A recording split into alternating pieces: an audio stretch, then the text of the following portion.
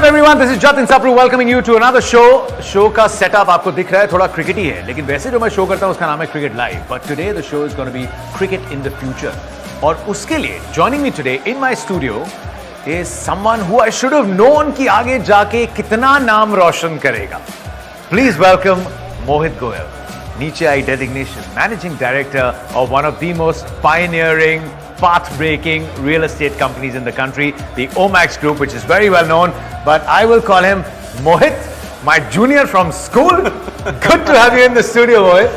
Thank you so much for having me, my senior from school. मेरे को कभी बताया क्यों नहीं यार, मैं अपनी लाइफ की पहली प्रॉपर्टी इन्वेस्टमेंट क्लास 11th में कर सकता था, जहां मैं अपने सीनियर होने का रौब झाड़ता और बोलता कि मेरे को 100 या 1000 प्राइस पे आप मेरे को 1 स्क्वायर फुट पे दे दो.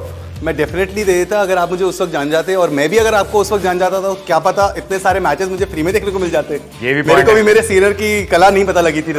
बॉस बिजनेसमैन है, full businessman. But tell me one thing, we are here to talk about cricket and I am very excited. I am actually here to have called you here to investigate. But before that, when I left school I was the captain of the school cricket team, and the school team अपने district में, अपने आसपास में किसी और school को हमने जीत के पास नहीं आने दिया था. Did you maintain that or not? Were you part of the team after I left? I think so. I think we did maintain that. I was not the captain of my cricket team, but हमारी cricket team ने भी कमाल के काम किए.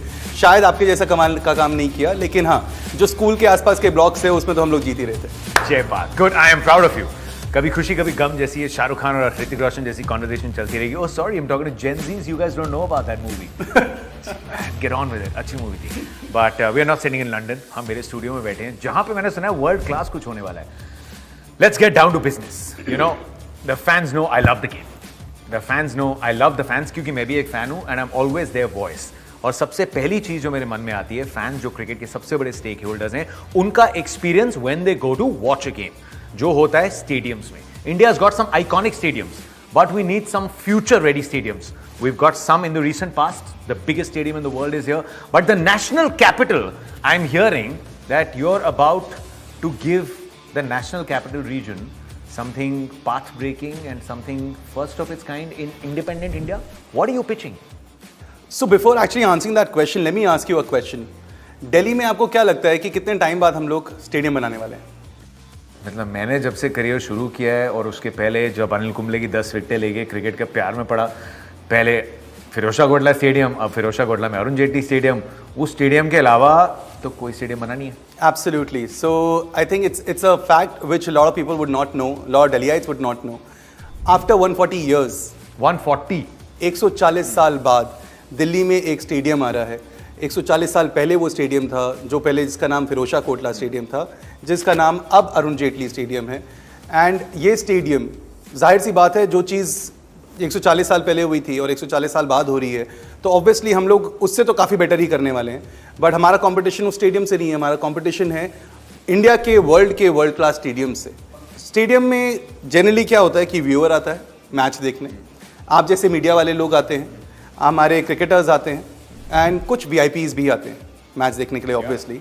सो what we've done is we've kind of made different entries for every one of us, ताकि आपका जो व्यूअर है वो ईजिली अंदर घुस पाए. क्योंकि जनरली मैंने देखा है कि जब भी हम फिरोजा कोटला जाते थे, तो फिरोजा कोटला में अंदर घुसने में और बाहर निकलने में थोड़ी सी फाइट होती है.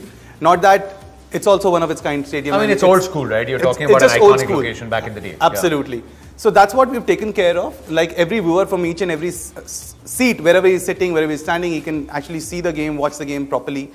उसको बॉल दिखेगी आराम से. ऐसा कुछ नहीं होने वाला है कि किसी एंगल से उसको बॉल नहीं दिख रही है या कोई चीज़ छुप रही है, कि कोई भी सीट ऐसी है कि आप बोलते हैं ना उसको कि यार ये VIP सीट्स हैं और ये VIP सीट्स नहीं है. अनऑब्स्ट्रक्टेड व्यू है. अनऑब्स्ट्रक्टेड व्यू है.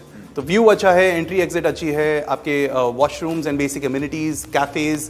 मैच नहीं चल रहा है, नॉन मैच डेज में आपका मन है कि मैं जाके कैफ़े में चाय पीना चाहता हूँ, कॉफ़ी पीना चाहता हूँ, while overlooking the stadium.